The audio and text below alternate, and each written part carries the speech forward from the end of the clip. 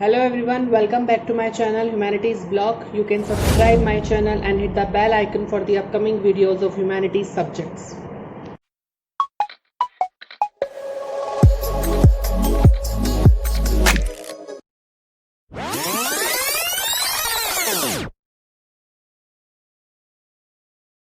ये हमारे इस चैप्टर का सेकंड पार्ट है। अगर आपने फर्स्ट पार्ट नहीं देखा है तो पहले आप उसको देखिए, क्योंकि उसके बाद ही आपको आगे का चैप्टर समझ में आएगा। अब हमारी नेक्स्ट इस चैप्टर के अंदर केस स्टडी दी हुई है जो कि प्लानिंग के ऊपर है, और ये केस स्टडी है integrated tribal development project in Bharmour region. ये भरमौर रीजन हिमाचल प्रदेश स्टेट के चंबा डिस्ट्रिक्ट में पड़ता है, as you can see. Bharmour जो है ये एक ट्राइबल एरिया है जिसमें भरमौर एंड होली दो तहसील पड़ती हैं चंबा डिस्ट्रिक्ट की हिमाचल प्रदेश में। 21 नवंबर 1975 से ये एक नोटिफाइड ट्राइबल एरिया है, यानी कि यहाँ पे जनजाति के लोग ज्यादा रहते हैं। भरमौर रीजन में गड्डी जो एक ट्राइबल कम्युनिटी है ये रहती है, और उनकी मेन आइडेंटिटी इन्होंने अपनी एक हिमालयन रीजन में बनाई है, क्योंकि ये ट्रांस ह्यूमन्स प्रैक्टिस करते हैं। ट्रांस ह्यूमन्स का मीन्स है कि जब सर्दियां होती हैं तो ये पहाड़ों से उतर के नीचे तराई के क्षेत्रों में आ जाते हैं, और जब गर्मी पड़ती है तो ये तराई क्षेत्रों से पहाड़ों पर चले जाते हैं। और ये लोग जो गड्डी ट्राइबल कम्युनिटी रहती है भरमौर रीजन में, ये गढ़ियाली डिस्ट्रिक्ट डायलेक्ट में यानी कि गढ़ियाली भाषा में बात करते हैं। भरमौर रीजन का ये एक डिस्क्रिप्शन यहाँ दिया गया है इस बॉक्स में। ये इतना ज़्यादा ज़रूरी नहीं है आपको याद करना, लेकिन ये आपकी अंडरस्टैंडिंग के लिए ज़्यादा बेटर है। तो यहाँ पर हमें लैटिट्यूड्स एंड लॉन्गिट्यूड शो किए गए हैं इस रीजन के, जो याद करने की ज़रूरत नहीं है। और इस पूरे एरिया का एरिया दिया गया है कि ये पूरा रीजन कितने एरिया में फैला हुआ है। मोस्टली जो ये भरमौर रीजन है ये 1500 से लेकर 3700 metre above mean sea level पर इसकी हाइट है, और popularly as I told you ये गड्डी ट्राइबल कम्युनिटी का ही एरिया है, जो कि चारों तरफ से पहाड़ों से घिरा हुआ है। नॉर्थ में पीर पंजाल की पहाड़ियां हैं और साउथ में धौलाधर की पहाड़ियां हैं। ईस्ट में इस रीजन के धौलाधर पीर पंजाल से मिलती हैं पहाड़ियां धौलाधर और पीर पंजाल की, जहां पर रोहतांग पास पड़ता है हिमाचल प्रदेश में। इस रीजन को दो रिवर्स ड्रेन करती हैं, एक का नाम है रावी और उसकी ट्रिब्यूटरीज जिसका नाम है बुधिल एंड टुंडन, यानी कि एक ही रिवर है रावी और उसकी दो ट्रिब्यूटरीज हैं, एक बुधिल और एक टुंडन। ये इस रीजन को ड्रेन करती हैं, और इन्हीं रिवर्स की वजह से ये रीजन 4 पार्ट्स में डिवाइड हो जाता है, जिनका नेम है होली, खानी, कुक्ती एंड टुंडा एरियाज। और भरमौर रीजन में बहुत ज़्यादा स्नोफॉल होता है विंटर्स में, बहुत ज़्यादा फ्रीजिंग कंडीशंस इसकी हैं। मंथ का मीन टेम्परेचर जनवरी में यहाँ पर 4 डिग्री सेल्सियस से जुलाई में 26 डिग्री सेल्सियस तक रहता है।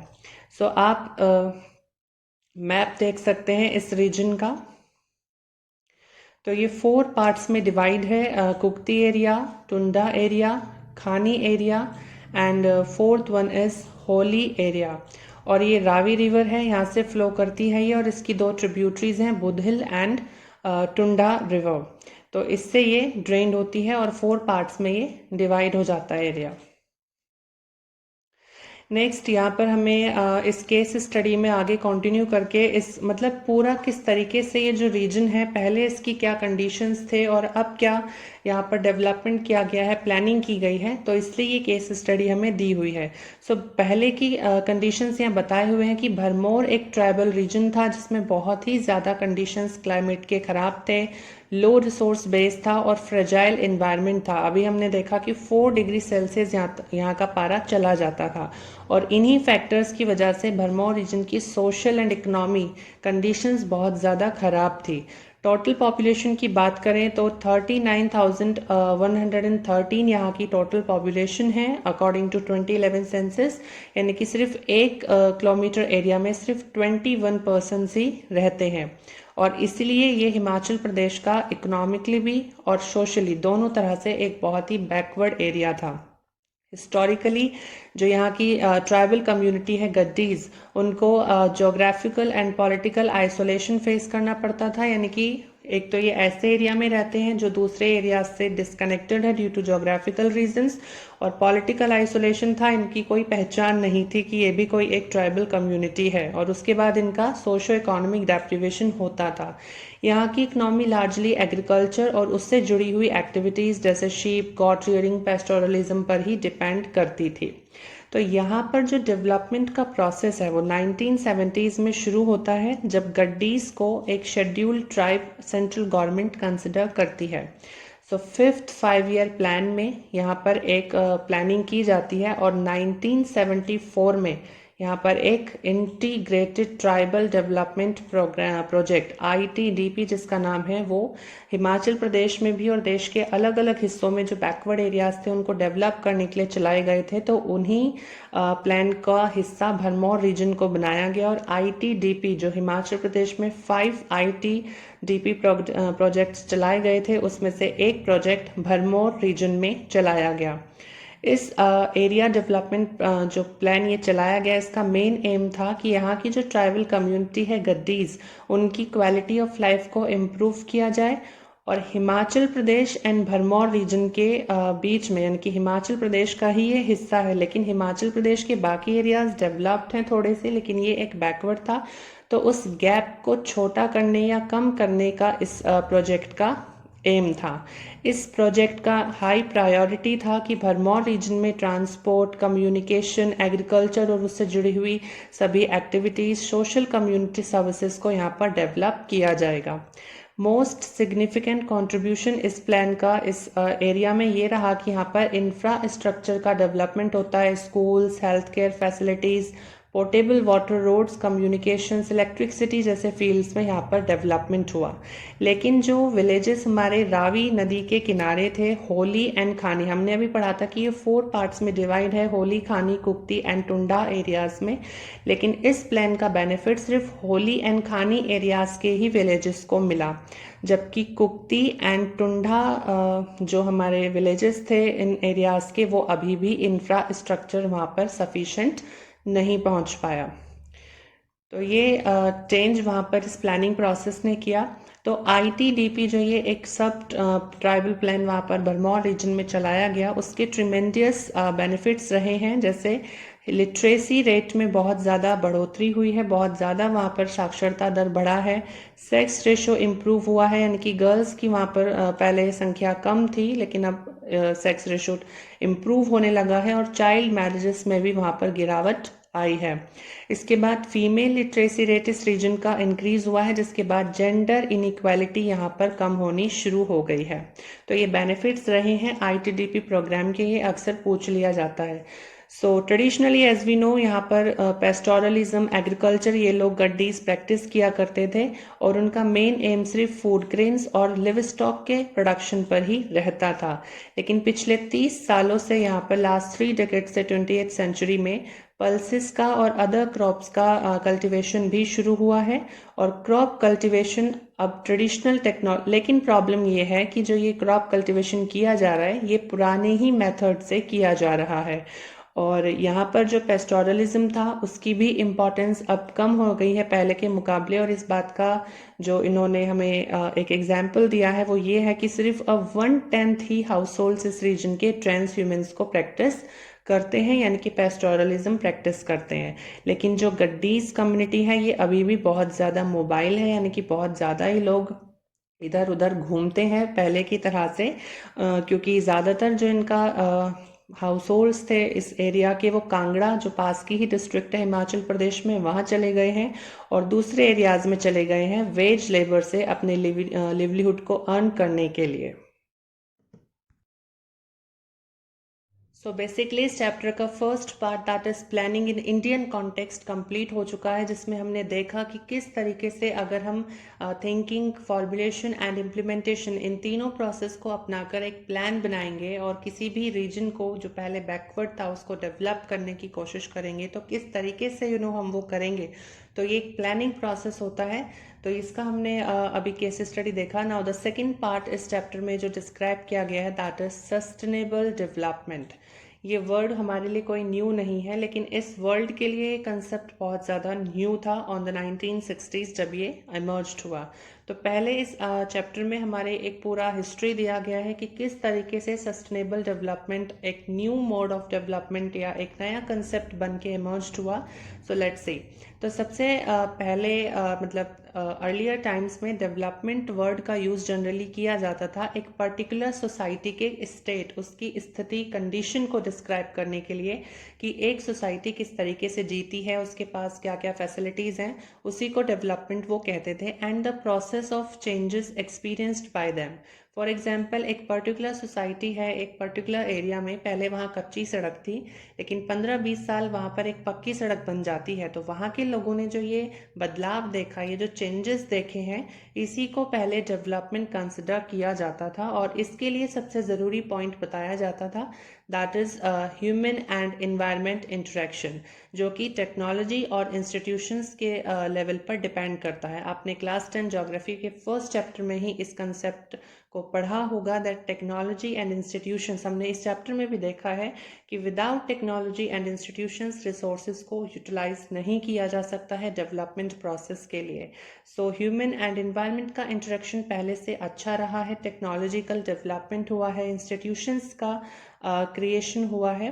सो टेक्नोलॉजिकल प्रोग्रेस एंड इंस्टीट्यूशंस का क्रिएशंस बहुत ज़्यादा हुआ है, जिसके बाद जो डेवलपमेंट है वो एक मल्टी डिमेंशनल कंसेप्ट बन गया है, यानी कि उसमें बहुत सारी चीज़ें इंक्लूड हो गई हैं और इसमें positive irreversible transformation of the economy, society and environment include हो गया। यानी कि इसमें ऐसी चीज़ें होती हैं जो हम पहले जैसी नहीं कर सकते।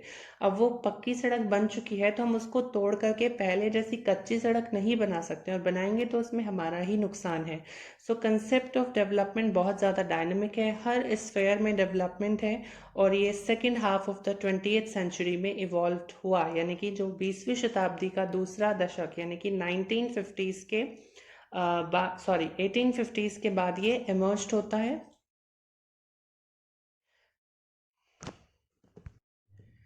In the post-World War II era, the concept of development was synonym to the economic growth, which is measured in terms of GNP, increase in GNP.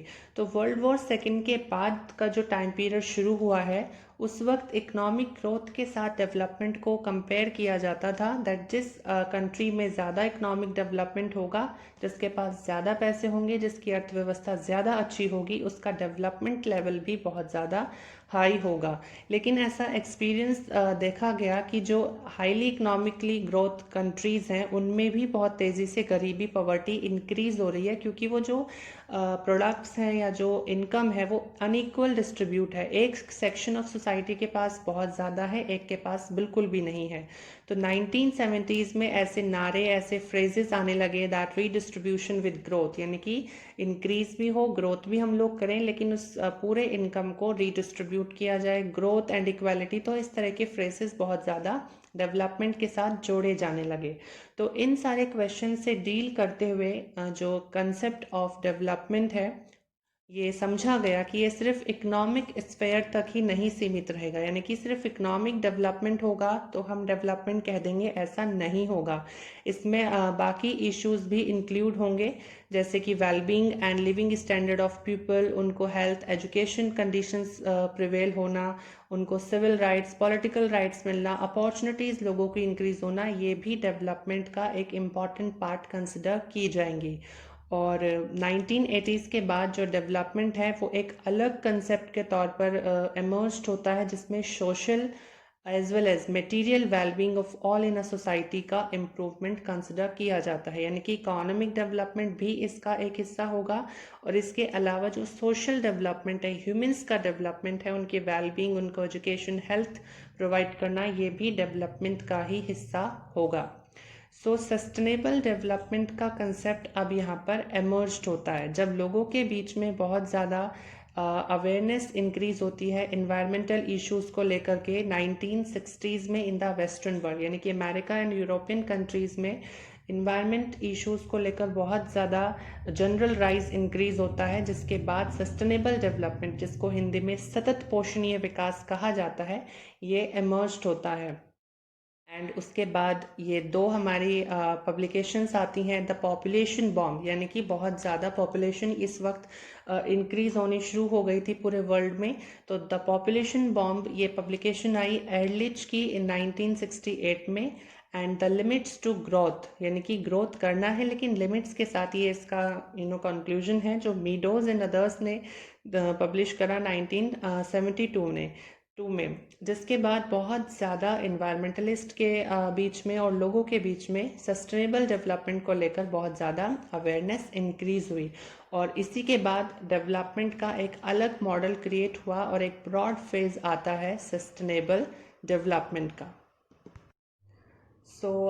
Sustainable development एक नया कंसेप्ट निकल के आता है 1960s में। उसके बाद जब इन्वायरमेंटल इश्यूज बहुत ज़्यादा इंक्रीज होने शुरू हुए तो संयुक्त राष्ट्र यानी कि यूनाइटेड नेशंस ने एक वर्ल्ड कमीशन को इस्टेब्लिश किया एनवायरनमेंट एंड डेवलपमेंट पे, जिसका नाम WCED रखा गया, इसकी फुल फॉर्म है ये। और इसके हेड बने नॉर्वे कंट्री के प्राइम मिनिस्टर ग्रो हार्लेम ब्रुथलैंड। और इन्होंने अपना एक रिपोर्ट पब्लिश किया जिसका नाम पड़ा ब्रुथलैंड कमीशन रिपोर्ट। और यही रिपोर्ट आगे जाकर के एक बुक बन जाती है जिसका नाम है आर कॉमन फ्यूचर 1987 में, जो आप 3rd चैप्टर ह्यूमन डेवलपमेंट में भी पढ़ चुके हैं। तो इस रिपोर्ट ने सस्टेनेबल डेवलपमेंट की डेफिनेशन दी है और यही इसकी मेन डेफिनेशन है। अगर आपसे पूछा जाता है that what is sustainable development, तो यही इसकी आप डेफिनेशन लिखेंगे, that development that meets the need of the present without compromising the ability of future generations to meet their own needs। इसका मतलब ये होता है कि हमें एक ऐसा डेवलपमेंट करना है जिसमें हम लोग प्रेजेंट के जो लोग हैं हम अपनी ज़रूरतों को भी पूरा करें, लेकिन अपनी नीड्स को, अपनी ज़रूरतों को पूरा करने के लिए हम फ्यूचर जनरेशन्स की जो नीड्स हैं, उनके जो रिसोर्सेज हैं, उनको हमें यूटिलाइज नहीं करना है, उनकी एबिलिटी से हमें कॉम्प्रोमाइज़ नहीं करना है। इट मीन्स कि हमें रिसोर्सेज को यूज़ करना है लेकिन सिर्फ इतना करना है जितनी हमें ज़रूरत है, उनको वेस्ट नहीं करना है। क्योंकि अगर हम सारी रिसोर्सेज अभी ही ख़त्म कर देंगे तो जो आने वाली फ्यूचर है उसको कुछ भी नहीं मिल पाएगा। सो ये सस्टेनेबल डेवलपमेंट की डेफिनेशन होगी। तो सस्टेनेबल डेवलपमेंट में इकोलॉजिकल, सोशल, इकोनॉमिक सारे एस्पेक्ट्स डेवलपमेंट के आते हैं प्रेजेंट टाइम के भी। And it leads for the conservation of resources, यानी कि सस्टेनेबल डेवलपमेंट में सभी एस्पेक्ट्स डेवलपमेंट के इंक्लूड होंगे हम लोगों के, और रिसोर्सेज को हमें कंजर्व भी करना है, वेस्ट नहीं करना है, to enable the future generations to use these resources so that future generations के पास तक ये resources पहुंच जाए। क्योंकि resources limited हैं, अगर हम waste करेंगे तो वो दोबारा से regenerate नहीं होंगे। तो basically sustainable development में whole humankind का डेवलपमेंट होना है जिसका कॉमन फ्यूचर है। पूरी विश्व का, पूरे संसार का एक ही जैसा भविष्य होना है। कंट्रीज़ के गोल्स डिफरेंट हो सकते हैं लेकिन डेवलपमेंट बिल्कुल सेम रहेगा।